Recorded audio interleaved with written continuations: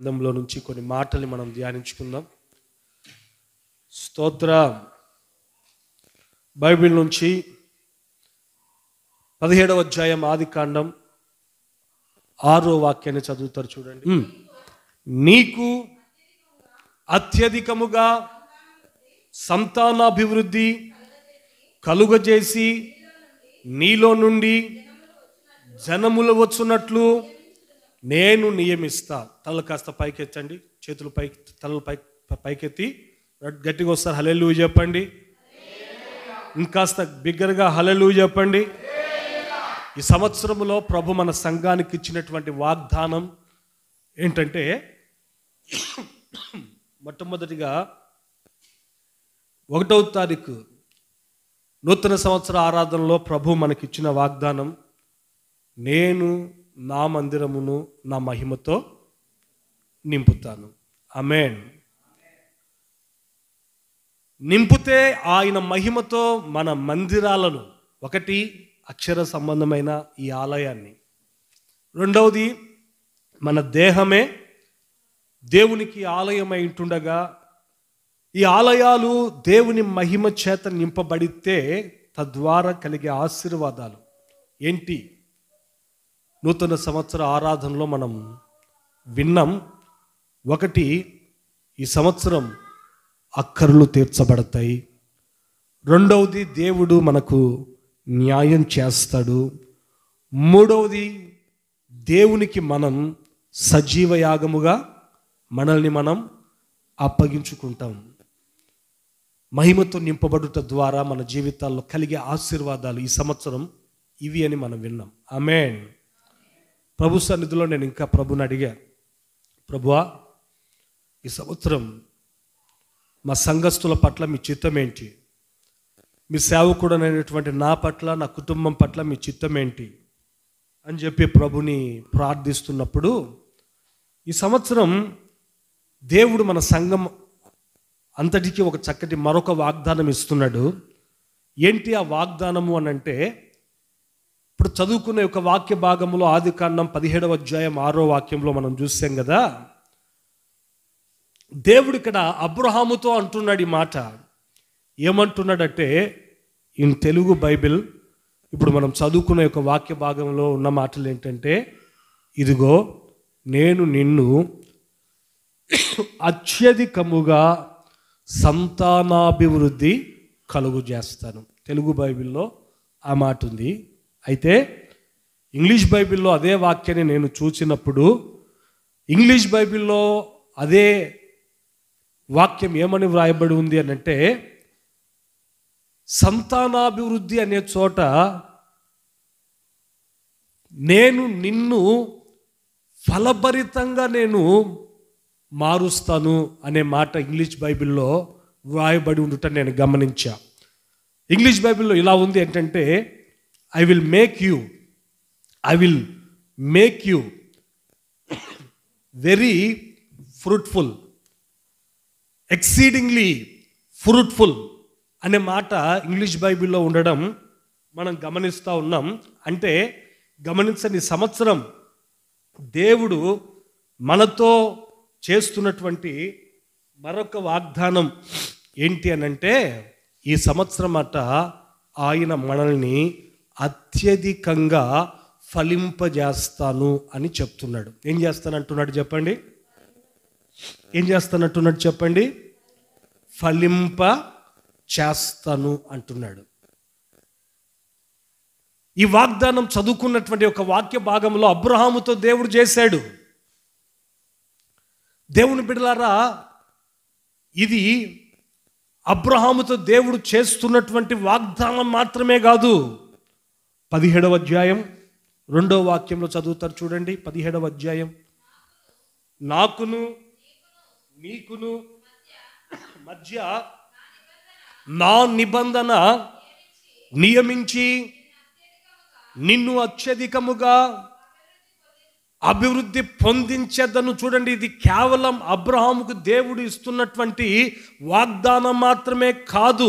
ఈ 2వ వాక్యం ఏమని చెప్తుంది అని అంటే, అబ్రహాముకు దేవుడు ఇస్తున్న నిబంధన ఏంటి చెప్పండి?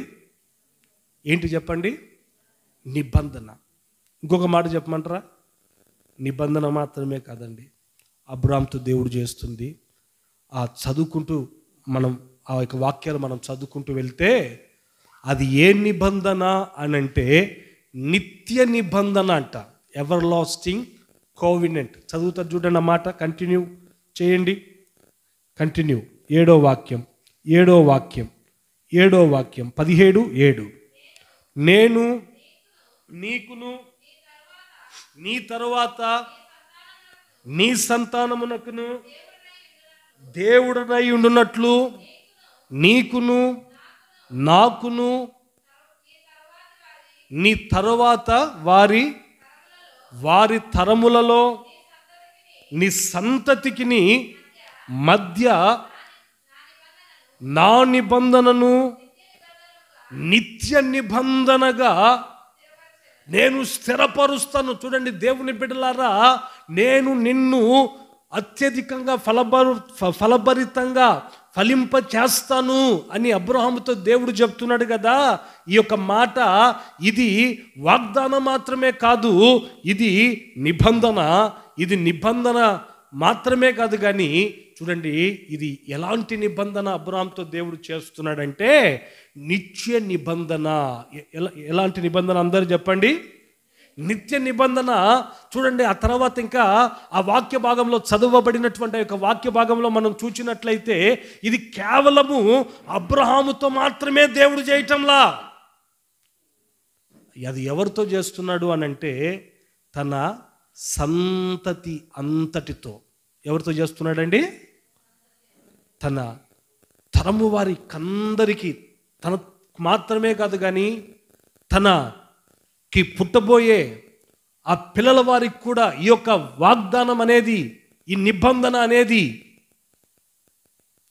వర్తిస్తుంది అని చెప్పేసి దేవుని వాక్యము చెప్పకనే చెప్తుంది. దేవుని బిడ్డలారా, అయితే ఈ రోజున ఈ వాక్యాన్ని నేను మీకు చెప్తున్నప్పుడు, ఈ వాక్యాన్ని నేను మీకు చదివిస్తున్నప్పుడు, ఈ వాగ్దానాన్ని మీరు వింటున్నప్పుడు మీకు ఒక ఆలోచన రావచ్చు. ఏంటి ఆ ఆలోచన అంటే, ఈ వాగ్దానమే కానీ ఈ నిత్య నిబంధనే కానీ దేవుడు చేసింది ఎవరికి అని అంటే మాకు కాదు కదా, అబ్రహాంకు కదా అనే ఆలోచన మీకు రావచ్చు. హల్లెలూయా. అయితే గలతీ పత్రిక చదవండి, 3వ అధ్యాయం. క్రీస్తు సంబంధులైతే ఆ పక్షమందు అబ్రహాము యొక్క సంతానమై ఉండి వాగ్దాన ప్రకారము వారసులై ఉన్నారట.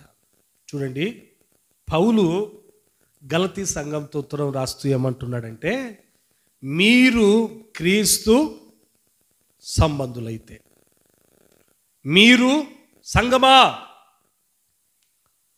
ఇదిగో గలతీ సంఘమా, క్రీస్తు రక్తం చేత కడగబడినటువంటి గలతీయులారా, మీరు క్రీస్తు సంబంధులైతే ఆ పక్షమందు అబ్రహాము యొక్క సంతానమై ఉండి,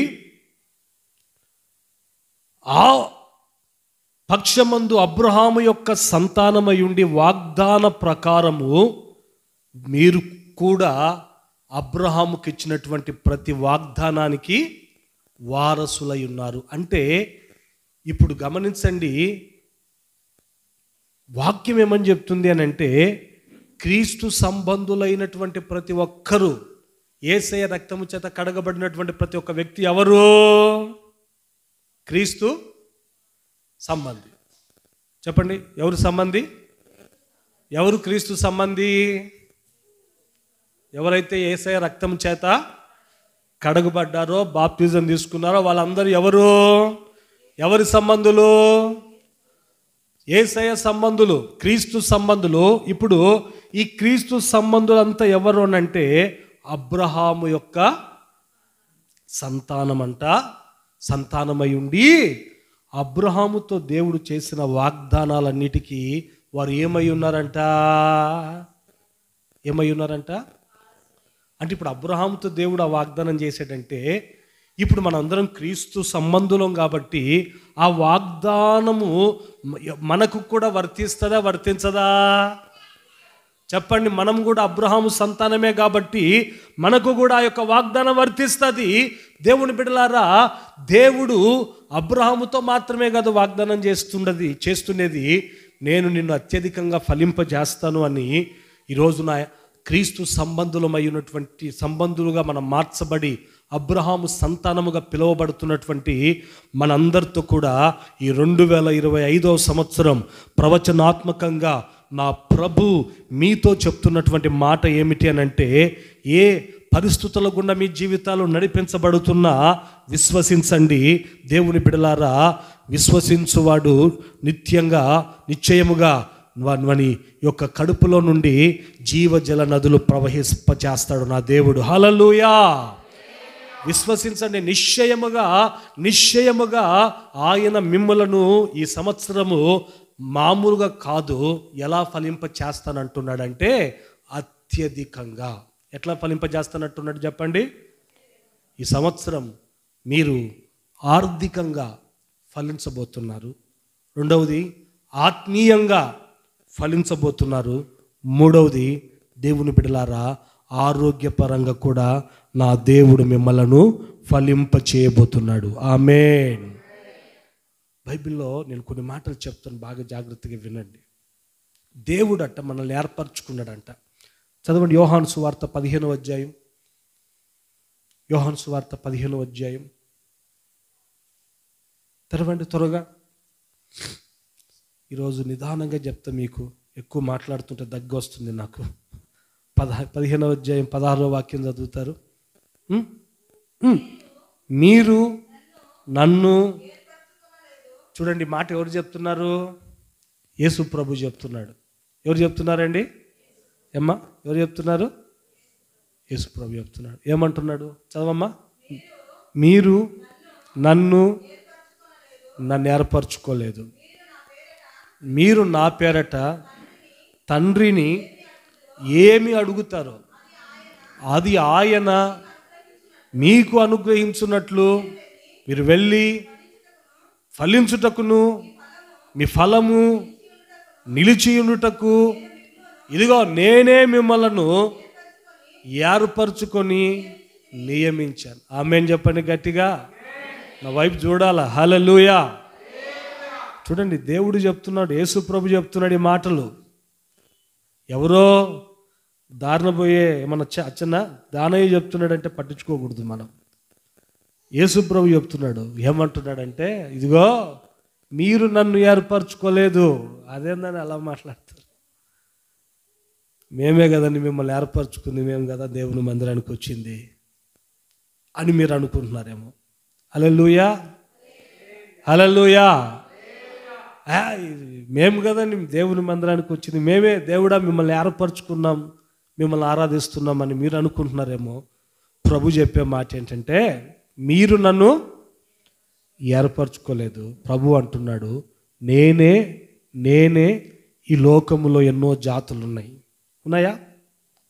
ఎన్నో కులగోత్రాలు ఉన్నాయా?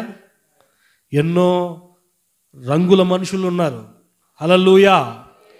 ఎన్నో జాతులున్నా వీరందరిలో నుండి నేను మిమ్మల్ని ఏర్పరచుకున్నాను. ఎందుకోసం నేను ఏర్పరచుకున్నానంటే ప్రభు చెప్తున్నాడు ఒకటే ఒక మాట. ఎందుకు ఏర్పరచుకున్నాడంటే మీరు ఫలించుటకట. ఆమేన్. చూడండి, ఈ రోజున ఇక్కడ నిలబడి వాక్యం చెప్తున్న నన్నైనా, ఈ వాక్యాన్ని వింటున్నటువంటి మిమ్మల్ని అయినా, మనల్ని అందరినీ దేవుడు ఏర్పరచుకున్నాడు కాబట్టి ఈ రోజున దేవుని మందిరంలో మనము ఉన్నాం. లేకపోతే ఇంట్లో కూర్చొని దాని రిమోట్ కంట్రోల్ పెట్టుకొని ఏం చూస్తుండే వాళ్ళమంటే సినిమాలు చూస్తుండే వాళ్ళమండి. లేకపోతే దేవుని బిడ్డలారా బ్రాందీ కొట్లో తాగుతూ తందనాలు ఆడుతుండే వాళ్ళం. దేవుడు ఏర్పరచుకున్నాడు మనల్ని. ఆమేన్ చెప్పండి. ఎందుకంటే ప్రభు చెప్తున్నాడు, యేసయ్య చెప్తున్నాడు, నేను ఎందుకు ఏర్పరచుకున్నాను అని అంటే, మీ పట్ల ఒక నిర్దిష్టమైన ఉద్దేశాన్ని నేను కలుగున్నా. ఊరికే ఏర్పరచుకోవాలా. నీకంటే అందం కలిగిన వాళ్ళు ఎంతోమంది ఉన్నారు ఈ లోకంలో. ఆస్తిపరులు ఎంతోమంది ఉన్నారు. వాళ్ళేమో కనులుండి చూడనటువంటి, నోరుండి మాట్లాడనటువంటి మూగభూములను ఆరాధన చేస్తూ శాపాన్ని అనుభవిస్తున్నారు. అయితే ఆ శాపభరితమైన అనుభవాల్లో నుంచి నేను నిన్ను విడిపించి నిన్ను ఏర్పరచుకొనుటలో నాకు నీ పట్ల ఒక ఉద్దేశం ఉంది. అది ఏంటి అని అంటే నువ్వు ఫలించాలని. ఆమేన్. ఆర్థికంగా, ఆరోగ్యపరంగా, ఆధ్యాత్మికంగా నువ్వు ఒక ఫలభరితమైనటువంటి అనుభవాల్లో ముందుకు నడిపించబడాలనే నేను నిన్ను ఏర్పరచుకున్నాను అంటున్నాడు ప్రభు. ఆమేన్, ఆమేన్. చూడండి, దేవుడు మనల్ని ఏర్పరచుకున్నాడు దేనికి అని అంటే మనం ఫలించాలి అని చెప్పి. ఇంకా బైబిల్లో ఆదికాండం 1:28 1:28 చెప్పాలి, చదవాలి త్వరగా.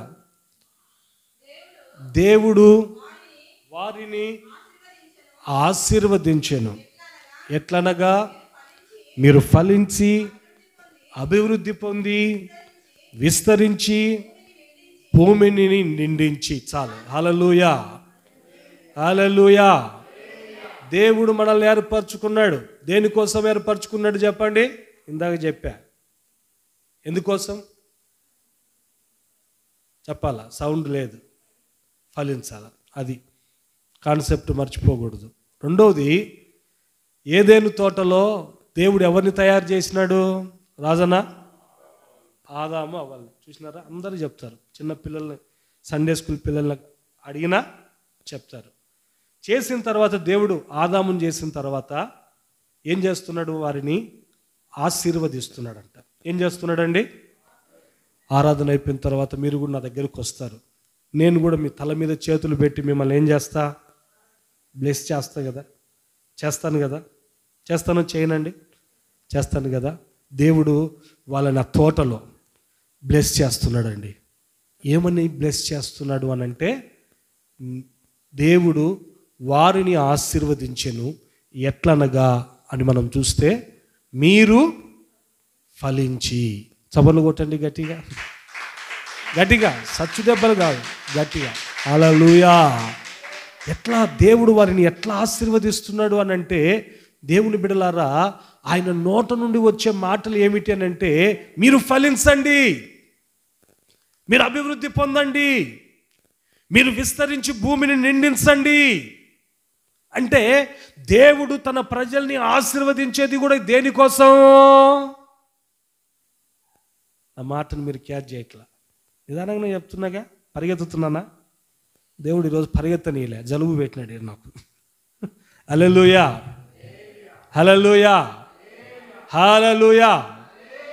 దేవుడు వారిని ఆశీర్వదిస్తున్నాడు దేనికోసం? పోలీస్ కేసు పెట్టండి మీ మీద, చెప్పండి ఎందుకు ఆశీర్వదిస్తున్నాడు? ఎందుకు ఆశీర్వదిస్తున్నాడండి? ఫలించాలని చెప్పి. ఆమేన్, ఆమేన్. ఒకటి ఏర్పరచుకుంది దేనికోసం?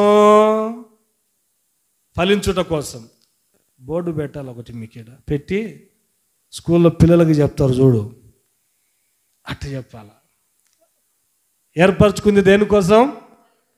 ఫలించుట కోసం. రెండవది, ఆశీర్వదించేది దేనికోసం చెప్పండి? మూడవది దేవుడు శుద్ధీకరిస్తున్నాడంట సంఘాన్ని, తోటను. దేన్నండి? తోటను ఏం చేస్తున్నాడంట? శుద్ధీకరిస్తున్నాడంట. ఈ ద్రాక్ష చెట్టులో పనికి మాలిన కొన్ని తీగలు ఉన్నాయంట. ఏ తీగలండి? ఆ తీగలు ఏమ్మా గుర్రమ్మ, ఆ తీగలు ఏ తీగలంట? ఆ చెట్టులో పనికి మాలిన కొన్ని తీగలు ఉన్నాయంట. వాటిని దేవుడు ఏం చేస్తున్నాడంటే ఆ చెట్టు నుండి వేరు చేస్తున్నాడు, తీసేస్తున్నాడు, చెట్టుని శుద్ధీకరిస్తున్నాడు. దేనికోసము అని అంటే, బైబిల్లో యోహాను సువార్త 15వ అధ్యాయం 2వ వాక్యంలో చూద్దాం. ఇవన్నీ పోయిన వారం మనం చెప్పిన మాటలే. కానీ పోయిన వారం పండక్కి వెళ్ళారు కొంతమంది. ఆడికి వెళ్ళారండి. అందుకని సీరియల్ చూసేటప్పుడు మీకు బాగా అనుభవం ఉంటుంది కదా. వెంటనే సీరియల్ వస్తుందా? అంతకు ముందు జరిగిన చరిత్రలన్నీ ఏం చేస్తుంటారు? గురమ్మ, సీరియల్ చూడవు నువ్వు? నన్ను కొత్తగా చూస్తున్నావు ఈరోజు. ఎప్పుడు చూడవు సీరియల్ నువ్వు? అంతకు ముందు జరిగిన కథ అంతా మరలా ఈ వారం నేను చూడలేకపోయానే అని కొంతమంది ఏం జరిగిందో కథ నాకు అర్థమవుతుందో కాదో అని ఆలోచన చేస్తారని అంతకు ముందు జరిగిన చరిత్ర అంతా ఏం చేస్తారండి? ఊరికే హైలైట్స్ చూపిస్తారనమాట. ఇప్పుడు చేసే పని కూడా అదే. ఆమేన్, ఆమేన్. 15:2 చదవక్క. నాలో ఫలింపని ప్రతి తీగను ఆయన తీసి పారవేయును.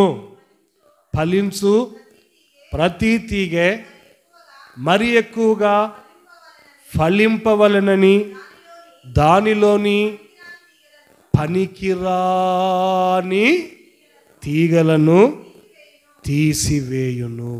ఎందుకంట? ఫలించు ప్రతి తీగ అది ఇంకా బహుగా ఫలించున్నట్లు. ఇప్పుడు ఆ తోట యజమానుడు ఏం చేస్తున్నాడు? తోటమాలి ఏం చేస్తున్నాడు? పనికిరాని ఆ తీగలన్నీ తీసేస్తున్నాడట. ఎందుకు అనంటే ఆ చెట్టు ఇంకా బహుగా ఫలించున్నట్లు. అంటే గమనించండి, ఇప్పుడు తోట అంటే సంఘానికి సాదృశ్యం. ఇప్పుడు దేవుని బిడ్డలారా, అక్కడ తోటమాలి ఉన్నాడు.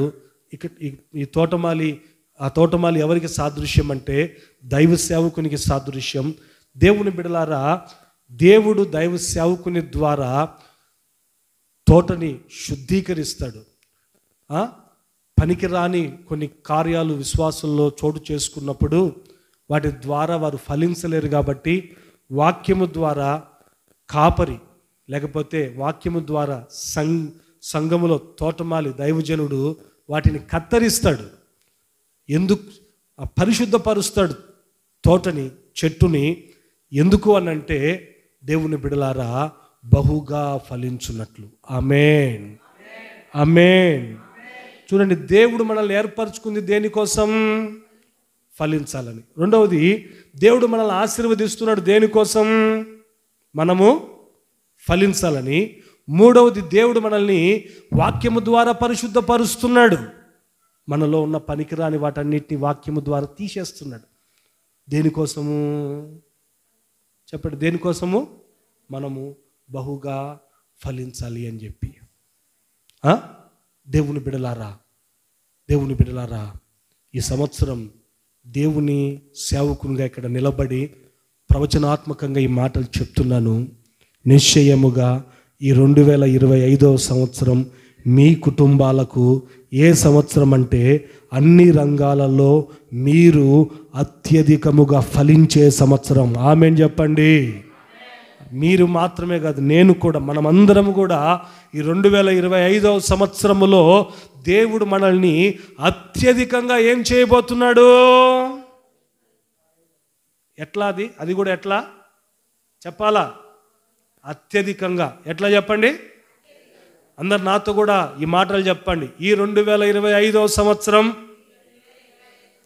నా దేవుడు నా కుటుంబాన్ని అన్ని విషయాలలో అత్యధికముగా ఫలింపచేయబోతున్నాడు. నేను ఈ సంవత్సరం ఆర్థికంగా ఫలించబోతున్నాను. ఆరోగ్యపరంగా నేను ఫలించబోతున్నాను. నా చేతి పనులను దేవుడు ఫలింపచేయబోతున్నాడు. నా సంఘాన్ని కూడా దేవుడు ఫలింపచేయబోతున్నాడు. ఈ సంవత్సరం మనకు అత్యధికమైన ఫలాలు దేవుడు మనకిచ్చే సంవత్సరం. ఆమేన్. చూడండి, నేను ఒక ప్రశ్న వేస్తాను మిమ్మల్ని. ఏంటి ఆ ప్రశ్న అంటే, ఫలించడం సులభమా కష్టమా? ఒక చెట్టు రాజన్న ఫలించడం సులభమా కష్టమా? కష్టమే కదా, కరెక్ట్. ఎందుకంటే ఒక రైతు లేకపోతే ఒక తోటమాలి ఫలించాలి అనంటే 3 కార్యాలు చేయాలి. ఒకటి ఏంటంటే తోట కొరకు ఏం చేయాలి? ప్రయాస పడాల. ప్రయాస పడకుండా తోటమాలి దుప్పటి దాన్ని పడుకున్నాడు అనుకో, అతని పొలంలో ఏముంటుంది? ముళ్ళ పొదలు గచ్చ పొదలు తప్ప ఏమీ ఉండవు. పంట చేతికి రావాలంటే, ఫలం చేతికి రావాలంటే ఒక తోటమాలి మొదటిగా చేయాల్సిన పని ఏంటంటే ప్రయాస. ఏంటి చెప్పండి? దాన్నే ఏమంటారు అని అంటే ఇంగ్లీష్లో ఇన్వాల్వ్మెంట్. తన యొక్క ఇన్వాల్వ్మెంట్ లేనిది పంట చేతికి. ఈ సంవత్సరం మీ జీవితంలో కూడా మీరు ఫలించాలంటే దేవుడు ఫలింప చేస్తానన్నాడు. స్తోత్రం స్తోత్రం స్తోత్రం అని స్తోత్రం చెప్తే కుదరదు. మీరు ఫలించేటట్లు మీరు ఏం చేయాలి? ప్రయాసపడాలా. సంఘం ఫలించాలని నేను కోరుకుంటానండి. ఊరికే ఉత్తికనే ఆదివారాలు వచ్చిపోతుంటే సంఘం ఫలిస్తుందా? దాని కొరకు నేను ఇంకా ఎక్స్ట్రా ప్రేయర్స్ పెట్టి ఏం చేయాలా? ప్రయాసపడితే దాన్ని బట్టి సంఘం ఏమవుతుంది? ఫలిస్తుంది. హల్లెలూయా, హల్లెలూయా. అంటే ఫలం చేతికి రావాలంటే అది సులభం కాదు. ఒకటి, ఫలం చేతికి రావాలంటే దాని కొరకు మనం ప్రయాసపడాలి. రెండవది ఇంకోటి ఏంటంటే ఫలం చేతికి రావాలంటే వ్యవసాయకుడు కానీ తోటమాలి కానీ ఇన్వాల్వ్మెంట్ ఉంటే సరిపోదు. రెండవది ఏముండాలంటే ఇన్వెస్ట్మెంట్ ఉండాలి. ఏముండాలండి? ఇన్వెస్ట్మెంట్ అంటే ఏంటిది? అది అన్న చెప్తున్నాడు చూడండి, రాజన్న ఇట్ అంటున్నాడు. అంటే ఇటంటే ఏంటి దాని అర్థం? ఏముండాలా? పైసా. పైసా హే పరమాత్మ అంటారు కదా సామెత, విన్నారు ఎప్పుడన్నా? పైసా ఉంటే దేవుడు ఉన్నట్టే అంట. హల్లెలూయా.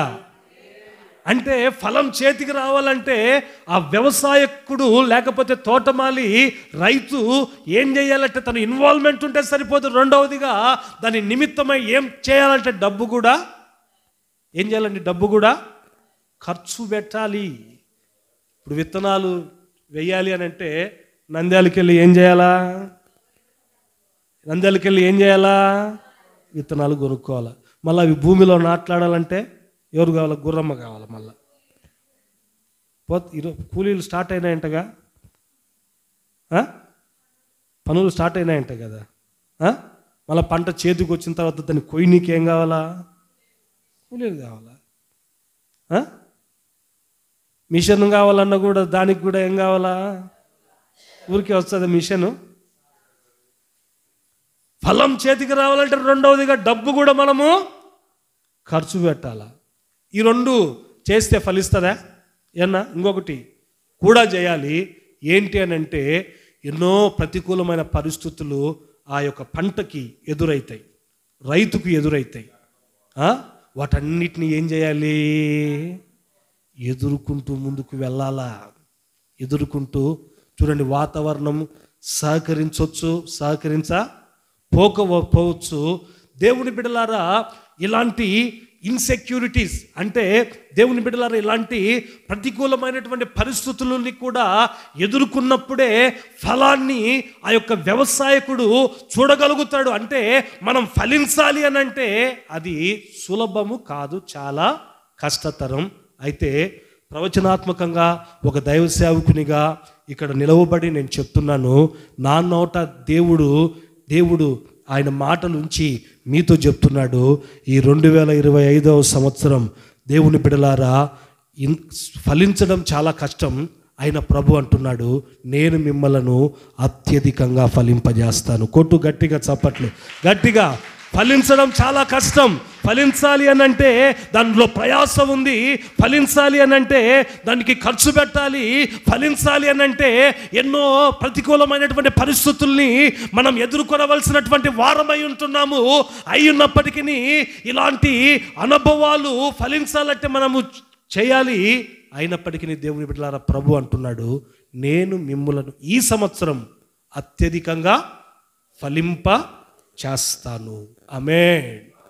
ఈ సంవత్సరంలో మీరు అడుగు పెట్టారండి. ఈరోజు తారీఖు ఎంత చెప్పండి? తారీఖు ఎంత? 12. ఇప్పుడు ఈ సంవత్సరం ప్రారంభంలో మీ జీవితాలు ఎలా ఉన్నాయి? మీ జీవితాలు ఎలా ఉన్నాయి? నాకు తెలియకపోవచ్చు. మీ జీవితాలు ఎలా ఉన్నాయంటే చాలా అల్పంగా ఈ సంవత్సరం ప్రారంభమైందేమో, కష్టాలతో ప్రారంభమైందేమో. ఉదయాన్నే లేస్తేనే ఈ దుర్వార్త ఏంట్రా నాయన, ఈ సంవత్సరం ఇంకా ఇట్లాంటి పరిస్థితులు మేము ఎన్ని చూడాలో అని ఆందోళనతో, అల్పంగా కష్టాలతో ఈ సంవత్సరాన్ని మీరు ఒకవేళ ప్రారంభించున్నారేమో. ఒక సేవకునిగా ఇక్కడ నిలవబడి నేను చెప్తున్నానండి, భయపడొద్దండి. కన్నీళ్లతో ఈ సంవత్సరాన్ని నువ్వు ప్రారంభించావా? ఈ సంవత్సర ప్రారంభంలోనే ప్రతికూలమైనటువంటి పరిస్థితులు నిన్ను చుట్టుముడుతున్నాయా? ఇదో ఈ సంవత్సర ప్రారంభంలోనే ఈ రోజున మీ జీవితాల్లో కష్టాలు మీరు ఎదుర్కొంటున్నారా? ఈ సంవత్సర అంతములో మీరు పనులు మోసుకుంటూ సంతోషగానముతో మీ ఇళ్లకు తిరిగి వస్తారు. చప్పట్లు గట్టిగా విశ్వసించిన వాళ్ళు కొట్టండి. గట్టిగా గట్టిగా గట్టిగా గట్టిగా గట్టిగా గట్టిగా. 126వ కీర్తన 126వ కీర్తన 6వ వాక్యం చదువుతారు చూడండి. ప్రవచనాత్మకమైన మాటలండి. సంవత్సర ప్రారంభం కాబట్టి మీకు చెప్తున్నా, నమ్మండి దేవుని మాటల్ని. 126:5 కన్నీళ్లు విడుచుచు విత్తువారు సంతోషగానముతో పంట కోసెదరు. పిడికెడు విత్తనాలు చేతబట్టుకొని ఏడ్చుచు పోవువాడు సంతోషగానము చేయుచు ఏం మోసుకొని వస్తారంట? చెప్పాల నోళ్ళు తెరిసి. పనలంటే ఏంటి? ఫలాలు. ఏంటి చెప్పండి? ఏంటి ఫలాలు. కన్నీళ్లతో ఈ సంవత్సరం ప్రారంభమైంది మీ బ్రతుకులు, మన బ్రతుకులు. ఆమేన్. కన్నీళ్లతో ఈ సంవత్సరం విత్తుకుంటూ మనం వెళ్తాం. ప్రభు అంటున్నాడు, సంవత్సర ప్రారంభం నీకు అల్పంగా ఉండొచ్చు, కన్నీళ్ళు నీ జీవితంలో ఉండొచ్చు, అయితే ముగింపు ఎలా ఉంటుందో ప్రభు చెప్తున్నాడు. ఈ సంవత్సరం ఎలా ఉంటుంది అంటున్నాడంటే, దేవుని బిడ్డలారా, ఇదిగో కన్నీళ్లు విడిచినటువంటి నీ జీవితంలోనట ముగింపులో సంతోషగానముతో నువ్వు పనులు మోసుకుంటూ నీవు నీ ఇంటికి వచ్చేటట్లు ఆయన మనల్ని ఈ సంవత్సరం ఫలింప చేయబోతున్నాడు. ఆమేన్ చెప్పండి. ఆమేన్ చెప్పండి. హల్లెలూయా, హల్లెలూయా. నిశ్చయముగా ఈ 2025వ సంవత్సరం డిసెంబర్ నెల మీరు వాచ్ నైట్ సర్వీస్లో ఇక్కడ నిలబడి మీరు సాక్ష్యం చెప్తారు. సంవత్సర ప్రారంభంలో అక్షయ్ పాస్టర్ గారు ఈ వాక్యం చెప్పాడు. ఏం వాక్యం చెప్పాడంటే, ఇదిగో ఈ సంవత్సరం అత్యధికంగా మిమ్మల్ని నేను ఫలింపజేస్తానని ప్రభు మీతో చెప్తున్నాడు అని ఈ మాటలు చెప్పాడు. ఆ మాటలు మేము నమ్మాం.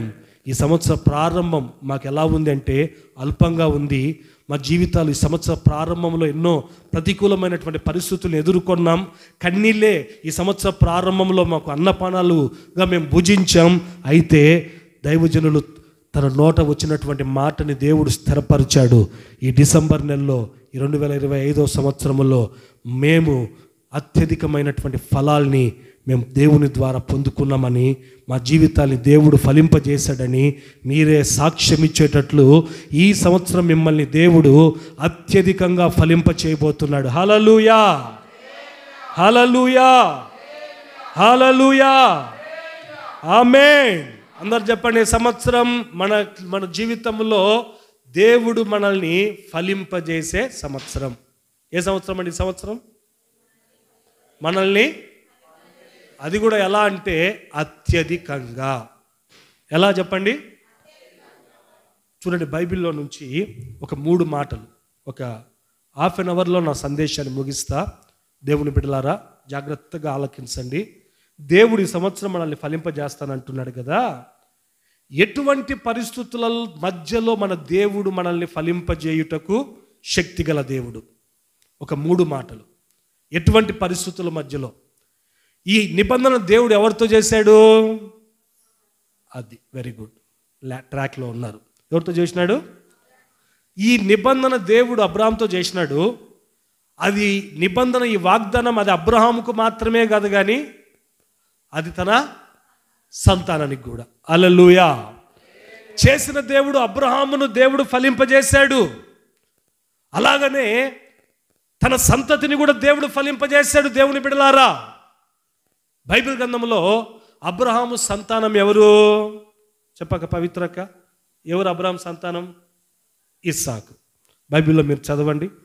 ఇస్సాకును గురించి బైబిల్లో కొన్ని మాటలు మనం చదువుదాం. ఇస్సాకును దేవుడు ఫలింపజేశాడు. ఎటువంటి పరిస్థితులలో అతన్ని ఫలింపజేశాడు? ఈ సంవత్సరం మనతో కూడా దేవుడు మనల్ని ఫలింపజేస్తానంటున్నాడు. ఎటువంటి పరిస్థితుల మధ్యలో మన దేవుడు మనల్ని ఫలింపజేస్తాడు? ఒక 3 మాటలు ఇస్సాకు జీవితంలో నుండి దేవుడు మనకు ఒక 3 ప్రాముఖ్యమైనటువంటి సత్యాలు నేర్పించాలనుకుంటున్నాడు. ఆమేన్ చెప్పండి. హల్లెలూయా. ఆదికాండం 26వ అధ్యాయం, ఆదికాండం 26వ అధ్యాయం 22వ వాక్యం. 22వ వాక్యం. అతడు అక్కడ నుండి వెళ్ళి మరి యొక్క బావిని త్రవ్వించెను. దాని విషయమై వారు జగడమాడలేదు గనుక అతడు ఇప్పుడు యెహోవా తనకు ఎడము కలుగజేసి ఉన్నాడు గనుక ఈ దేశమందు అభివృద్ధి పొందునని అనుకొని దానికి రెహోబోతు అని పేరు పెట్టాడట. చేతులెత్తి గట్టిగా వస్తారు హల్లెలూయా చెప్పండి. ఇంకాస్త గట్టిగా చెప్పండి. కాస్త పూర్ణ బలంతో చెప్పండి. చూడండి, ఇప్పుడు మనం చదువుకున్న యొక్క వాక్య భాగంలో రాయబడి ఉన్నటువంటి మాటలు ఏంటంటే ఇస్సాకు ఈ మాటలు చెప్తున్నాడు. ఎవరు చెప్తున్నారండి మాటలు? ఇస్సాకు ఈ మాటలు చెప్తున్నాడు. ఏం చెప్తున్నాడు ఇస్సాకు అనంటే, ఓ చోటుకు వచ్చాడండి, గెరారులో ఆ ప్రాంతాల్లో తవ్వాడు. వ్యవసాయం చేద్దామని చెప్పి బావిని త్రవ్వితే ఇస్సాకు ఎక్కడ అడుగుపెట్టినా ఇస్సాకుకి దేవుడు ఎలాంటి ఊటలు ఇచ్చాడు అనంటే జలలు కలిగినటువంటి ఊటలు ఇచ్చాడట. కొట్టు గట్టిగా చప్పట్లు, గట్టిగా గట్టిగా గట్టిగా హల్లెలూయా. జలలు కలిగినటువంటి ఊటలు ఇచ్చాడట. అయితే ఎక్కడ అడుగు పెట్టినా ఆ ప్రాంతంలో ఉన్నటువంటి ప్రజలు వస్తారండి. వచ్చి ఇస్సాకుతో ఏమాడేవాళ్ళంట? జగడం. ఎవర్రా, మా ఊరికి వచ్చావు, మా ప్రాంతానికి వచ్చావు, వచ్చి ఇక్కడ బావి తవ్వుతున్నావు, ఇది మా స్థలం కాదని నేను డబ్బులు పెట్టి కొనుక్కున్నానండి. ఎవర్రా నీకు అమ్మింది? ఇది మా స్థలం అయితే మర్యాదగా ఇక్కడ నుంచి పోతావా పోవా? అట్లా ఇంచుమించు ఇస్సాకు చాలా చోట్ల అలా గొడవలు అతనికి ఎదురయ్యాయి. అయితే ఒక చోటుకు వచ్చాడు దేవుని బిడ్డలారా. ఆ చోటుకు వచ్చినప్పుడు అక్కడ కూడా దేవుడు అతనికి తోడై ఉండి జలలు కలిగినటువంటి ఊటల్ని దేవుడు అతనికి ఇస్తే, ఇక్కడ నా దేవుడు ఎటువంటి గొడవలు లేకుండా సమాధానం నాకు ఇచ్చాడు. ఇక్కడ ఈ దేశంలో ఇంకా నేను నా దేవుని ద్వారా, చూడండి తెలుగు బైబిల్లో ఏమని ఉందంటే అభివృద్ధి పొందెదను అనే మాట అంటున్నాడు. ఇన్ ఇంగ్లీష్ అదే మాట ఇంగ్లీష్లో ఏమని రాయబడి ఉందంటే, ఇక్కడ ఈ స్థలంలో నా దేవుడు నన్ను ఫలింపజేస్తాడు అని చెప్పి ఆ స్థలానికి ఏమని పేరు పెట్టాడు అని అంటే రెహోబోతు అని పేరు పెట్టాడట. హల్లెలూయా హల్లెలూయా. ఇంకా ఈ స్థలంలో నా దేవుడు నన్ను ఫలింపజేస్తాడు అని చెప్పి రెహోబోతు అని పేరు పెట్టాడట. అంటే గమనించండి, ఈ స్థలములో నా దేవుడు నన్ను ఫలింపజేస్తానని ఈ యొక్క ఇస్సాకు అంటున్నాడు కదా. ఈ యొక్క స్థలం నేను అంటాను, అది ఏమైనా ఇస్సాకు సొంత ప్రాంతమా? సొంత ప్రాంతమా అంటే బైబిల్లో మనం చూసినట్లయితే అది తన సొంత ప్రాంతంలే కాదు. ఆమేన్. హల్లెలూయా, హల్లెలూయా. చూడండి, అది తనకు సొంత ప్రాంతం కాదు. ఇంకా మీకు చెప్పుకుంటూ వెళ్ళాలి అని అంటే, దేవుని బిడ్డలారా, మనము చదువుకుంటూ వెళ్తే మనం గమనించినట్లయితే అక్కడ తనకి ఎదురవుతున్నటువంటి ఆ యొక్క అనుభవాలన్నీ కూడా ప్రతికూలమైనటువంటి పరిస్థితులే. అతను ఎక్కడ ఊటలు దవ్వుతున్నా అక్కడ అతని దగ్గరికి వచ్చి గొడవ పడే వాళ్ళు అతనికి ఉన్నారండి. ఎవరున్నారు చెప్పండి? గొడవ పడే వాళ్ళు ఉన్నారు, శత్రువులు ఉన్నారు. అయితే ఇతను అంటున్నాడు, ఇదిగో ఈ స్థలములో నేను, నా దేవుడు ఇంకా నన్ను ఫలింపజేస్తాడు, ఈ స్థలంలో నా దేవుడు నన్ను ఫలింపజేస్తాడు అని దానికి రెహోబోతు అని పేరు పెడుతున్నాడంట. చూడండి దేవుని బిడ్డలారా, అంటే ఈ రోజున ఇక్కడ మనం నేర్చుకునే సత్యం ఏమిటి అని అంటే, ఒక మాటలో చెప్పాలంటే, తను నేను ఫలిస్తాను ఈ స్థలంలో అంటున్నటువంటి ఆ యొక్క స్థలం అది తన సొంత ప్రాంతం కాదు. ఆదికాండంలో 26వ అధ్యాయము 1వ వాక్యంను మనం చదువుకుంటూ వెళ్తే, దేవుని బిడ్డలారా, అది ఎవరి ప్రాంతం అంటే ఫిలిష్తీయుల ప్రాంతం. ఎవరి ప్రాంతం అందరు చెప్పండి? ఎవరి ప్రాంతం? చదవండి, 1వ వాక్యం చదవండి. అబ్రహాము దినములలో వచ్చిన మొదటి కరువుగాక మరి ఒక కరువు ఆ దేశములో వచ్చెను. అప్పుడు ఇస్సాకు గెరారులో ఉన్న ఫిలిష్తీయుల రాజైన అబీమెలెకు నొద్దకు వెళ్ళెను. అక్కడ యెహోవా అతనికి ప్రత్యక్షమై, నీవు ఐగుప్తులోనికి వెళ్ళక నేను నీతో చెబుతున్న ఈ దేశమందు పరవాసివై ఉందుము, నీకు తోడై ఉండి నేను నిన్ను ఆశీర్వదిస్తాను. చూడండి, అతడు ఉంటున్నటువంటి ఆ యొక్క స్థావరం అది తన సొంత స్థావరం కాదు. ఒక మాటలో చెప్పాలంటే తన సొంత స్థావరంలో కరువు వచ్చింది. ఏమొచ్చిందండి? పొట్టను చేతబట్టుకొని, దేని చేతబట్టుకొని? బ్రతుకు జీవుడా అని అంటూ ఎక్కడికి వచ్చాడు అని అంటే ఐగుప్తు ప్రాంతంలోనున్న ఫిలిష్తీయులు నివసిస్తున్న గెరారు దేశానికి వచ్చాడు.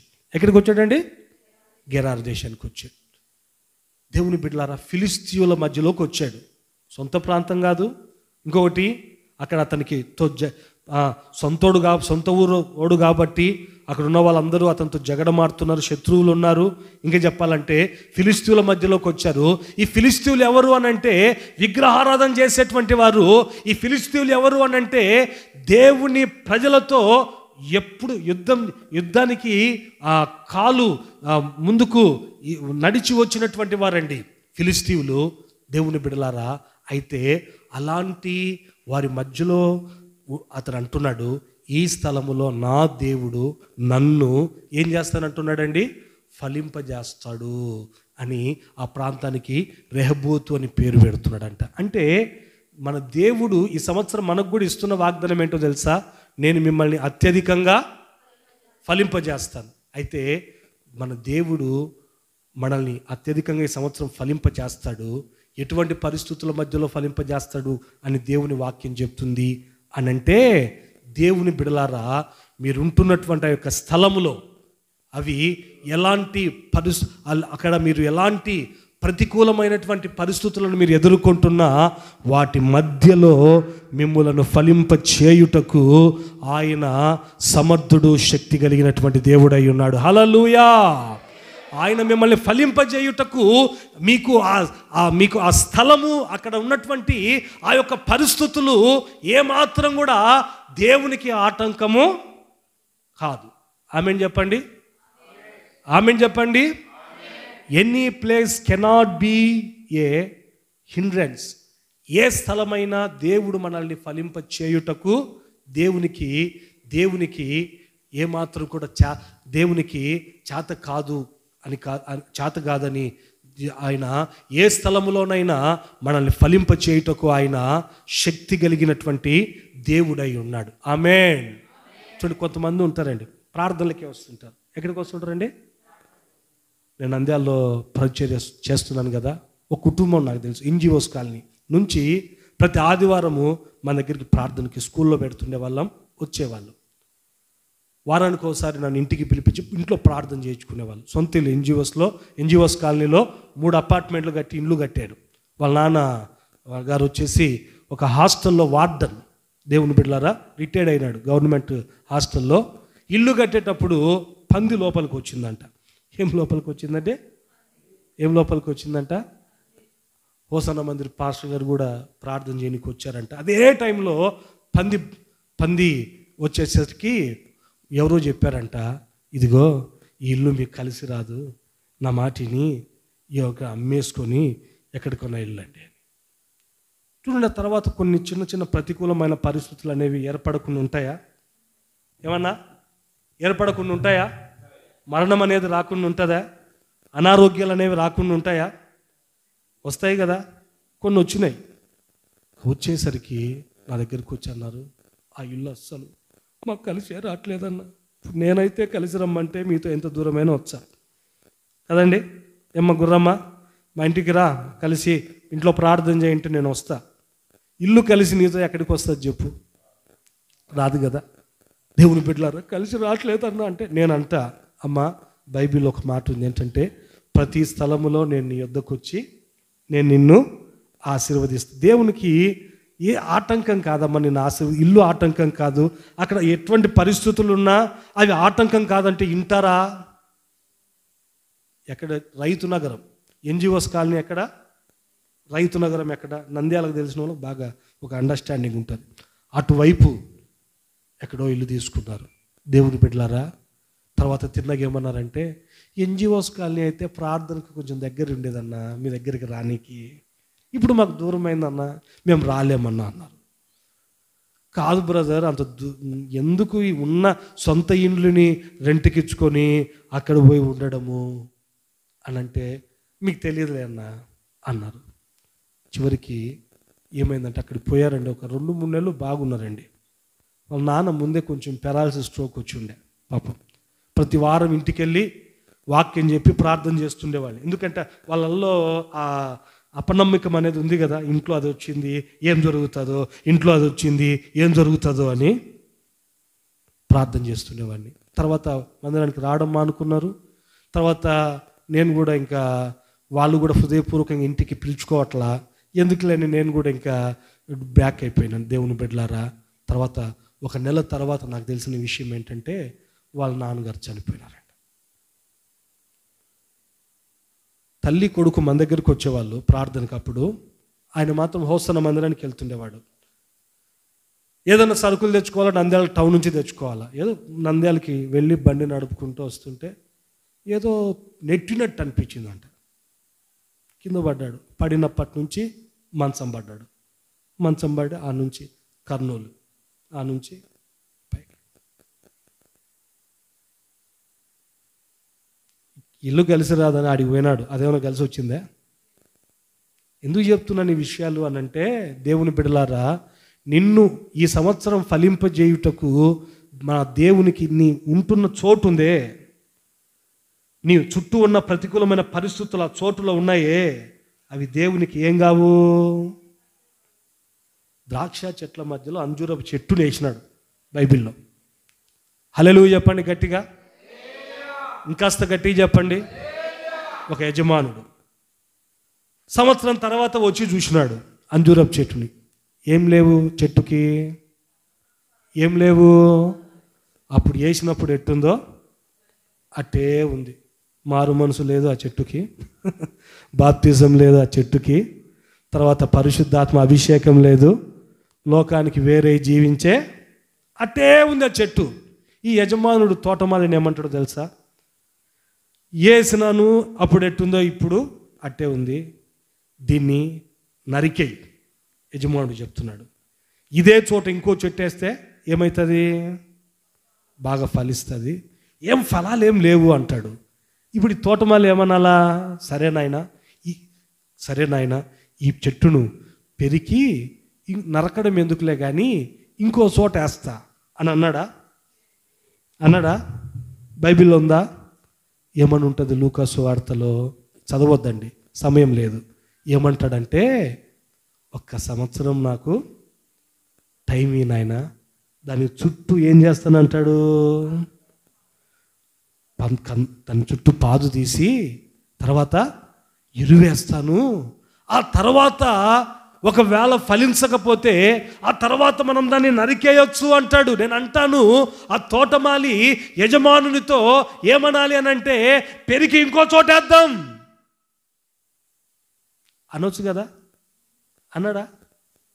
కానీ అదే స్థలంలో చూడండి దేవుని బిడ్డలారా, కారణం ఏంటంటే దేవుడు ఒక వ్యక్తిని ఫలింప చేయుటకు ఆ స్థలము దేవునికి ఆటంకం కాదు. ఆమేన్, ఆమేన్. మత్తయి సువార్త 14వ అధ్యాయం 15వ వాక్యం చదువుతాను చూడండి. కొన్ని లోతైన మర్మాలు చెప్తాను, బాగా వినండి. ఈ మాటలు చాలా విలువైన మాటలు దేవుని బిడ్డలారా. మత్తయి సువార్త 14:15 పవిత్రక్క చదువుతుంది. 14:15 వారు ఇక్కడ మన యొద్ద సాయంకాలం అయినప్పుడు అనే మాట, సాయంకాలం అయినప్పుడు శిష్యులు ఆయన యొద్దకు వచ్చి, ఇది ఏ ప్రదేశం అంట? అందరు బాగా చెప్పాలా, ఏ ప్రదేశం అంట? ఇది అరణ్య ప్రదేశము, ఇప్పటికే పొద్దుపోయింది. ఈ జనులు గ్రామంలోనికి వెళ్ళి భోజన పదార్థములు కొనుకొనుటకై వారిని, నేను అంటాను, పొద్దుపోయేంత వరకు యేసు ప్రభు వాళ్ళకి ఎందుకు వాక్యం చెప్పాలా? ఏనా రాదన్నా? పొద్దుపోయేంత వరకు యేసు ప్రభు వాళ్ళకి ఎందుకు వాక్యం చెప్పాలా? వాళ్ళు కూడా ఆయన చెప్తుంటే టైం చూసుకోవట్లే. ఆయన చెప్తుంటే అబ్బా ఏందిరా ఆయన ఈ మాటలు అని చెప్పి అట్టే ఆయన మాటలు వింటూనే ఉన్నారు. అప్పటికి ఎన్ని రోజులు అయిపోయింది? ఇంచుమించు బైబిల్లో ఉన్నమాట పొద్దుపోయింది. ఆమేన్. శిష్యులు ఆయన దగ్గరికి వచ్చి అంటున్నారు, అయ్యా వదొకడా, ఇంకా నువ్వు ప్రసంగం చెప్పు ఆపయ్యా. ఇప్పటికే ఏమైపోయింది? వాళ్ళు పాప ఉదయం నుంచి వచ్చినారు, ఉదయం టిఫిన్ కూడా చేసినారో లేదో, మధ్యాహ్నం భోజనం చేశారో లేదో, యేసు ప్రభువా ఇంకా వచ్చినారని చెప్పి నువ్వు నిలబడి చెప్తూనే ఉన్నావు వాక్యము. వాళ్ళు కాస్త గ్రామంలోకి పంపిస్తే వాళ్ళు ఏం తెచ్చుకుంటారు? భోజన పదార్థాలు తెచ్చుకొని తింటారు బోధకుడా అంటే, యేసు ప్రభు ఏం చేయాలండి? వాళ్ళని ఏం చేయాలని? అవును కదా, ఇది అరణ్యం కదా, ఇక్కడ ఏం దొరకవు కదా, సరే రే పంపించండి వాళ్ళ గ్రామంలోకి అనాలనా? ఏమంటున్నాడు? అది మనకు తెలిసిన చరిత్రే. ఏమంటున్నాడంటే బైబిల్లో అక్కడ మనం చదువుకుంటున్న వాక్య భాగంలో, ఈ అరణ్యములోనే ఇక్కడే మీరే వారికి భోజనం పెట్టండి. నేనంట యేసు ప్రభుకి ఏమైనా మెంటలా? అరణ్యంలో ఏమైనా దొరుకుతాయా? ఏమ్మా, మనగానపల్లె టౌన్లో నువ్వు ఉన్నావు, మండలంలో నువ్వు ఉన్నావు, ఇక పోతే ఎన్నో కొట్లు ఉంటాయి, నువ్వు తిన్నీకి ఏమైనా దొరుకుతుంది. అడవిలోకి పోతే ఏముంటాయి? పులులు ఉంటాయి, సింహాలు ఉంటాయి, అంతేగాని తిననీకి ఏమి ఉండవు అరణ్యములో, ఎడారిలో. హల్లెలూయా. యేసు ప్రభు అంటాడు, శిష్యులు అంటారు ఇది అరణ్యమయ్యా, ఇక్కడ ఏమి? రేయ్, యేసు ప్రభు అంటాడు, నేను ఎవరినో తెలుసా?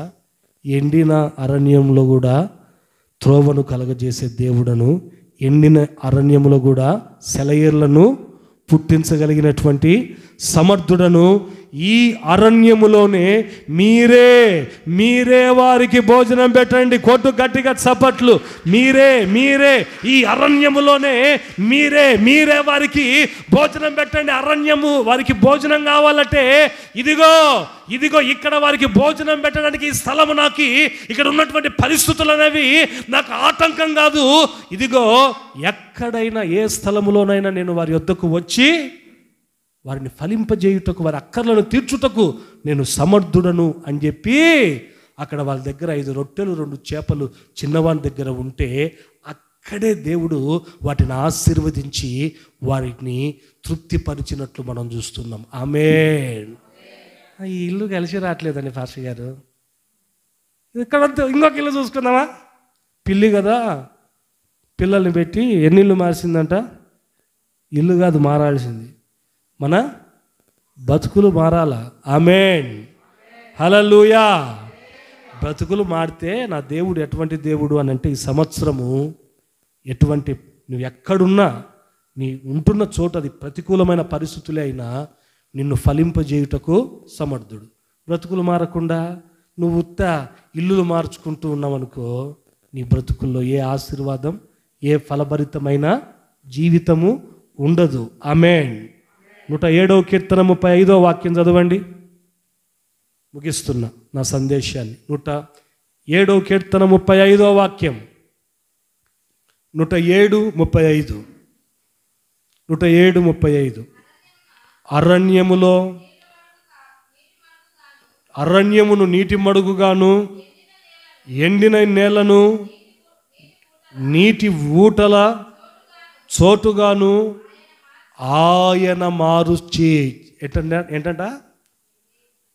గత సంవత్సరం నీ బ్రతుకులో ఒకవేళ ఈ రోజున నీ జీవితంలో దరిద్రం నిన్ను వెంటాడిందేమో. ఆ దరిద్రం ద్వారా నీ యొక్క నాలిక దప్పిక చేత ఎండిపోయిందేమో. నీళ్లు లేవని నీ అక్కర్లు తీర్చబడక నీ జీవితంలో నీ యొక్క నాలుక దప్పిక చేత ఎండిపోయిందేమో. ఈ సంవత్సరం నిశ్చయంగా నా దేవుడు నేను ఫలింప చేయబోతున్నాడు. నీ అరణ్య రోదనని నా దేవుడు ఉల్లాసంగా మార్చబోతున్నాడు. హల్లెలూయా. నా దేవుడు ఎలాంటి దేవుడు అనంటే, అరణ్యమును నీటి మడుగుగాను, ఎండిన నేలను నీటి ఊటలు ఉబికే ఆ యొక్క చోటుగా మార్చుటకు సమర్థుడు. శక్తి కలిగినటువంటి దేవుడు అండి. ఆమేన్. ఆయన నిన్ను ఫలింప చేయుటకు మొదటిగా నీ ఉంటున్న చోటు ఆయనకు ఆటంకము కాదు. రెండవదిగా మరొక మాట చెప్పి నేను ముందుకెళ్తాను. చదవండి ఆదికాండం 26వ అధ్యాయం 12వ వాక్యం. త్వరగా చదవండి. ప్రవచనాత్మకమైన సందేశం ఈ సంవత్సరంలో దేవుడు మీ జీవితంలో చేస్తాడు. 26:12. ఇస్సాకు ఆ దేశమందున్నవాడై విత్తనం వేసి ఆ సంవత్సరము 100 ఫలము పొందెను. ఏ సంవత్సరము? ఆ సంవత్సరం. ఆ సంవత్సరం అంటే చెప్పండి. కరోనా సంవత్సరమా? ఈడెప్పుడు పుట్టాడంటే కొంతమంది చెప్తుంటారు, కరోనా వచ్చిన ఈడు కూడా పుట్టాడట కరోనా టైంలో. హల్లెలూయా, హల్లెలూయా, హల్లెలూయా. అది గుండెలో ఉండిపోతుంది ఆ టైంలో పుట్టాడు కాబట్టి కదండి. ఇస్సాకంట ఆ సంవత్సరం ఆ దేశం అందున్నవాడై విత్తనం వేసి ఎంత ఫలం చూశాడంట? అందరు చెప్పాలి, ఎంత చూసినాడంట? 30 అంతలు కాదు, 60 అంతలు కాదు, ఎంత? 100 అంతల ఫలం ఆ సంవత్సరం అంట. ఏ సంవత్సరం? ఆ సంవత్సరం అంటే ఏ సంవత్సరం? చదవండి, ఆదికాండం చదవండి. 26:1 చదవండి. 26:1. అబ్రహాము దినములలో వచ్చిన మొదటి కరువు గాక మరి ఒక కరువు ఆ దేశంలో వచ్చెను. అప్పుడు ఇస్సాకు గెరారులో ఉన్న ఫిలిస్తీయుల రాజైన అబీమెలెకు వద్దకు వెళ్ళెను. అక్కడ యెహోవా అతనికి ప్రత్యక్షమై, నీవు చూడండి, అది ఏ సంవత్సరము అని అంటే ఒక మాటలో చెప్పాలంటే ఆ సంవత్సరం కరువు వచ్చింది. కరువు కాటకాల మధ్యలో ఇస్సాకు అల్లాడిపోయినటువంటి సంవత్సరం ఆ సంవత్సరం. అయితే దేవుని బిడ్డలారా, మనం చదువుకున్నటువంటి ఆ యొక్క వాక్య భాగంలో మనం చూచినట్లయితే కరువు వచ్చినటువంటి కాలంలో కూడా నా దేవుడు ఇస్సాకును ఫలింపజేశాడు. ఆమేన్, ఆమేన్. అంటే నా దేవుడు ఒక వ్యక్తిని ఫలింప చేయుటకు ఒకటి స్థలం ఆటంకం కాదు. రెండవది వాక్యం ఏమని చెప్తుంది అంటే కాలము అనేది, ఇంకా చెప్పాలంటే వయస్సు అనేది కూడా దేవునికి ఆటంకం కాదు. కాలము అనేది ఆటంకం కాదు. రెండవది వయస్సు అనేది కూడా ఆటంకం కాదు. ఆ కాలం ఏ కాలం అంటే కరువు అయితే ఆ కరువు కాలంలో కూడా దేవుడు ఇస్సాకును ఏం చేశాడు?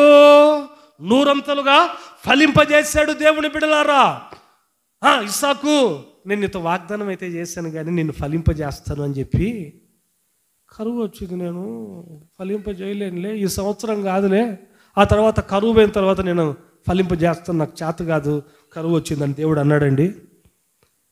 దేవుని బిడ్డలారా, మన దేవుడు రెండవదిగా ఆయన ఎక్కడ మనల్ని ఫలింప చేయటం కూడా శక్తి కలిగినటువంటి దేవుడు అని అంటే, ఎటువంటి ప్రతికూలమైనటువంటి పరిస్థితులు ఉన్నా, మనం ఎటువంటి భయంకరమైనటువంటి కాలములో మనం ఉంటున్నా, దేవుని బిడ్డలారా, కాలములోను, ఎటువంటి కాలములోను, ఎటువంటి వయసులోను మనల్ని ఫలింప చేయుటకు ఆయన శక్తి కలిగినటువంటి దేవుడై ఉన్నాడు. ఆమేన్.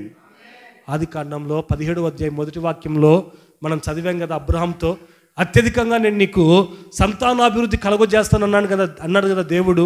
అప్పుడు అబ్రహాం వయసు ఎంత? అబ్రహాం వయసు కాలం ఎంత అండి? 99. ఇప్పుడు మీకు 99 వచ్చినాయి అనుకో వయసు, మీకు సంతానం లేదనుకో, మీరు ఎవరికైనా దేవుడు మీ దగ్గరికి వచ్చి నీకు నేను సంతానం ఇస్తానంటే మీరేం చేస్తారు? కాలం ఎప్పుడు అయిపోయిందండి, వయసు కాస్త ఉడికిపోయిందండి, ఇంకా నాకేందండి. శారా కూడా లోపలికి వెళ్ళి ఏం చేస్తుంది? ఆ మాటిని, దేవుని మాటిని. శారా నవ్విందా? నవ్వలేదా? నవ్వింది. అబ్రహాం కూడా ఏమనుకున్నాడు మనసులో? దేవుడు ఏంది చమత్కారం ఆడుతున్నాడు, నా దగ్గరికి వచ్చి ఈ వయసులో నీకు సంతానం ఇచ్చాను అని. అయిపోయిందిగా, నాకు 99 వచ్చింది, ఇంకేమీ నాకు సంతానం కలుగుతుంది అనుకున్నాడు లోపల. అయితే దేవుడు పోయిన తర్వాత అబ్రహాంను గురించి బైబిల్లో రాయబడిన మాట ఏంటంటే, రోమియోలకు రాసినటువంటి పత్రిక 4:17లో అబ్రహాము దేవుని నమ్మాడట. ఏమని నమ్మాడో చదవండి. రోమ పత్రిక 4:17 చదవండి. 4:17 త్వరగా చదవండి, ముగిస్తున్న నా సందేశాన్ని. రోమ 4:17 చదువుతారు చూడండి. 3 విషయాలు చదువుతాం. రోమ 4:17 తాను విశ్వసించిన దేవుని ఎదుట అనగా మృతులను ఆయన సజీవులుగా చేస్తాడని నమ్మాడు ఒకటి. రెండవది, లేని వాటిని ఉన్నవాటిగా పిలుచువాడని నమ్మాడు. రెండవది, నిరీక్షించుటకు ఆధారం లేనప్పుడు దేవుడు నాకు సమస్తము చేయుటకు నమ్మదగినవాడు అని దేవుణ్ణి నమ్మాడు. నమ్మినటువంటి ఆ యొక్క అతని జీవితంలో మనం చూస్తే, దేవుని బిడ్డలారా, 99 సంవత్సరాల వయసులో శారా గర్భాన్ని ధరించి కుమారుణ్ణి కనింది. కొట్టు గట్టిగా సప్పట్లు, సత్సు ఉన్నారు. ఎటువంటి మాటలు ఇవి, మామూలు మాటలు కాదు ఇవి. ఆమేన్, ఆమేన్, హల్లెలూయా, హల్లెలూయా. అంటే దేవుడు నిన్ను ఫలింప చేయుటకు దేవునికి కాలం అడ్డం కాదు, వయసు అడ్డం కాదు. కాలము అడ్డం కాదు, వయసు అడ్డం కాదు. దేవుని బిడ్డలారా,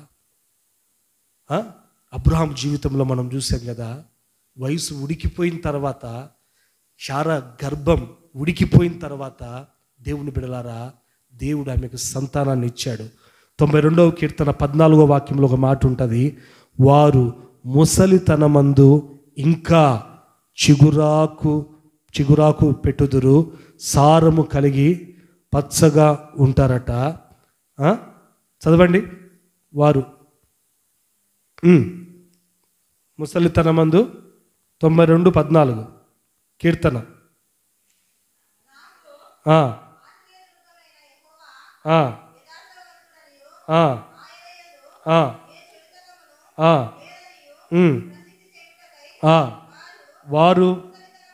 వారు ముసలితనమందు ఇంకా చిగురు పెట్టుతారు, సారము కలిగి పచ్చగా. ఆమేన్ చెప్పండి, ఆమేన్ చెప్పండి. వారు ముసలితనమందు ఇంకా ఏం పెడతారంటండి? నాకు తెలుసు, నంద్యాల హోసన్న మందిరంలో కండక్టర్ ఒక ఆయన ఉన్నాడు, లాజర్ అన్న అని. పెళ్ళై 14 సంవత్సరాలు, పిల్లలు లేరు. ఎన్ని సంవత్సరాలండి? వదులుకున్నారు ఆశలు. ఏం వదులుకున్నారండి? అయిపోయింది, ఇంకా నాకు సంతానం కలగదు అని. ఓ రోజున యేసన్న గారు మీటింగ్కి వస్తే ప్రార్థన చేయించుకున్నారు. అన్నా, అబ్రహాంకి 99 సంవత్సరాల వయసు ఉడికిపోయిన తర్వాత కూడా దేవుడు గర్భం ఇచ్చాడు కదన్నా, నా దేవుడు ఆయన మమ్మల్ని ఫలింప చేయుటకు కాలము, ఇంకొకటి వయసు అనేది కూడా దేవునికి ఆటంకం కాదు కదన్నా, నేను నమ్ముతున్నానన్నా, మీరు ప్రార్థన చేయండి సంతానం ఇస్తాడంటే యేసన్న గారు కూడా ఆమె విశ్వాసాన్ని చూసి నవ్వుకున్నాడంట. హల్లెలూయా. ప్రార్థన చేశాడండి, ఒక కుమార్తెని దేవుడు ఇచ్చాడు. చప్పట్లు కొట్టండి గట్టిగా. హల్లెలూయా, హల్లెలూయా, హల్లెలూయా. ఈరోజు నువ్వు ఉంటున్న స్థలము దేవుడు నేను ఫలింప చేయుటకు ఆటంకం కాదు. రెండవదిగా కాలము, వయసు కూడా ఆటంకం కాదు ఫలింప చేయుటకు. దేవుని బిడ్డలారా, మూడవదిగా దేవుని బిడ్డలారా, మన చుట్టూ ఉన్న ప్రజలు కూడా మనం ఫలింప చేయుటకు మనకు ఆటంకం కాదు. ఆమేన్ చెప్పండి. ఇస్సాకు నివసిస్తున్నటువంటి ప్రాంతం ఎలాంటిది అని అంటే ఆదికాండం 26:14 ఉంటుంది. వారు క్రిమినల్స్ అంట. ఎవరటండి చెప్పండి?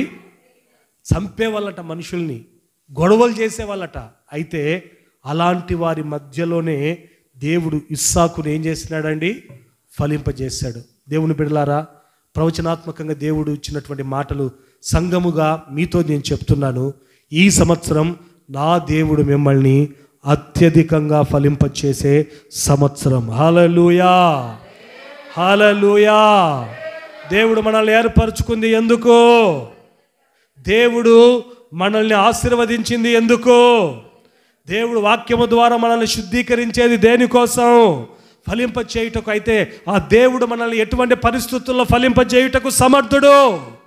ఒకటి, ఏ స్థలములో ఉన్న మనల్ని ఆశీర్వదించుటకు సమర్థుడు. రెండవది, దేవుని బిడ్డలారా, ఎటువంటి కాలమే అయినా ఆయన మనల్ని ఆశీర్వదించుటకు, ఎటువంటి వయసే అయినా ఫలింప చేయుటకు సమర్థుడు. మూడవది, మన చుట్టూ ఉన్నటువంటి ప్రజలు శత్రువులే ఎలాంటి వారై ఉన్నప్పటికీ వారి మధ్యలో మనల్ని ఫలింప చేయుటకు ఆయన సమర్థుడు. దావీదు అంటాడు కదా, నా శత్రువుల ఎదుట నీవు నాకు భోజనమును సిద్ధపరచవు. ఈ సంవత్సరం మీ శత్రువులు మిమ్మల్ని పిలిచి మీకు భోజనం పెట్టబోతున్నారు. ఆమేనండి. నా వైపు చూస్తారేంది? ఈ మాటలు ఇటువంటి బ్లెస్సింగ్ వర్డ్స్ ఇవన్నీ ఎలాంటి మాటలండి? ఏ మాట? ఆశీర్వాదము మాటలు. ఇక్కడ నుంచి నేను చెప్తున్నప్పుడు మీరు ఏమనాలా అని ఇట్టున్నారు అనుకోండి, ఎట్లా? ఆమేనండి. మీ శత్రువులు మిమ్మల్ని పిలిచి మీకేం పెట్టబోతున్నారు? భోజనం పెడతారు. ఈ సంవత్సరం మీరే వచ్చి నా దగ్గరికి వచ్చి చెప్తారు, అన్న అసలు వాళ్ళకు మాకు అగ్గిపుల్లేస్తే బగ్గుమంటదన్న, మా ఇంటికి వచ్చిందన్న, ఇంటి ముందు నిలబడిందన్న, భోజనానికి పిలిచినారన్న. ఆమేన్, ఆమేన్, హల్లెలూయా. ఎటువంటి వారు నీ చుట్టూ ఉన్న వారందరి మధ్యలో నా యేసయ్య మిమ్మల్ని ఏం చేయబోతున్నాడు? ఫలింప చేయబోతున్నాడు. ఆమేన్. ప్రార్థన చేసుకుందాం. అందరూ తల వంచండి, అందరూ తల వంచండి, ప్రార్థన చేసుకుందాం. హల్లెలూయా, హల్లెలూయా. దేవుని అడగండి. ఏదో వచ్చినాం ఆదివారం అయితే పోతున్నామని కాదు. ఈ వాగ్దానం దేవుడు ఇచ్చాడు. ఈ సంవత్సరం నేను ఈ వాగ్దానం పొందుకోవాలి. ఫలించాల ప్రభువా, ఫలించాల ప్రభువా. నేను ఈ సంవత్సరం అత్యధికంగా ఫలించాలని ఆయన నా జీవితంలో ఈ వాగ్దానాన్ని మీరు నెరవేర్చండి అయ్యా. దేవుని అడగండి, దేవుని అడగండి, దేవుని అడగాల. నన్ను ఫలింపజేయి ప్రభు అని అడుగు. తప్పేం కాదు, అడుగు. తప్పేం కాదు, అడుగు. దేవుని అడుగు. ఈ సంవత్సరం అల్పంగా ప్రారంభమైందా? దేవుడు అంటున్నాడు ముగింపు ఎలా ఉంటుందో తెలుసా? పనులు మోసుకుంటూ సంతోషంతో నీ ఇంటికి వస్తావు. పనులు మోసుకుంటూ సంతోషంగా నీ ఇంటికి వస్తావు. ఏ సంవత్సరం నీవు పొందనటువంటి అత్యధికమైన ఫలం ఈ సంవత్సరం మీరు చూడబోతున్నారు మీ కుటుంబంలో. ఇప్పుడు ప్రజెంట్ సిచ్యువేషన్ ఒకవేళ కష్టాలా, నష్టాలా, కన్నీళ్ళా? దావీదు అంటున్నాడు, కన్నీళ్లతో విత్తువారు సంతోషగానముతో పంట కోస్తారు. పిడికడి విత్తనములు చేతపట్టుకొని చల్లువాడట, దుఃఖముతో చల్లువాడట, పనులు మోసుకుంటూ ఇంటికి వస్తారట. దేవుని బిడ్డ, ఈ సంవత్సర ప్రారంభం ఒకవేళ కష్టాలా, సంవత్సర ప్రారంభంలో నిందలు, అవమానాలు, బలహీనతలా? నమ్ము, దేవుని నమ్ము, దేవుని నమ్ము, దేవుని నమ్ము.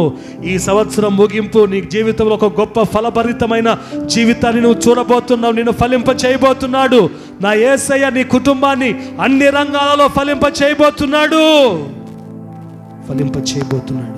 స్థలం ఆటంకం కాదు ఫలింప చేయుటకు. నా యేసయ్యకి ఏ స్థలములోనైనా నిన్ను ఫలింప చేయుటకు సమర్థుడు. నీవు ఫలించాలంటే స్థలాన్ని కాదు మార్చాల్సింది, నీ మనస్సు మారాలి. నీ మనస్సు మారి రూపాంతరము చెందాలి. స్థలాలు మారిస్తే ఏమొస్తుంది? ఆశీర్వాదం రా. యజమానుడు అంటున్నాడు, అయ్యా 1 సంవత్సరం నాకు సమయం ఇవ్వు నాయనా, నేను ఈ యొక్క చెట్టు చుట్టూ పాది చేసి ఎరువేస్తానయ్యా అంటున్నాడే కానీ స్థలాలు మార్చట్లేదండి. దేవుని బిడ్డలారా, స్థలాలు మారిస్తే రాదు ఆశీర్వాదం, ఫలం. ఈ రోజున నీ జీవితంలో ఆశీర్వాదాలు రావాలి అని అంటే నీ బ్రతుకు మారాలి, నీ జీవితం మారాలి. కాలం కూడా మనల్ని ఫలింప చేయుటకు ఆటంకం కాదు దేవునికి. కాలాల్ని మార్చగలిగినటువంటి వాడు నా దేవుడు. వయస్సు ఆటంకం కాదు. 3వది ప్రజలు ఆటంకం కాదు. దేవుడు మనకిచ్చిన విలువైన ఈ వాక్కులను బట్టి 2 చేతులెత్తి స్తోత్రం చెబుదాం. ప్రార్థన చేసుకుందాం. పవిత్రక ప్రార్థన చేస్తుంది వాక్యం నిమిత్తమై.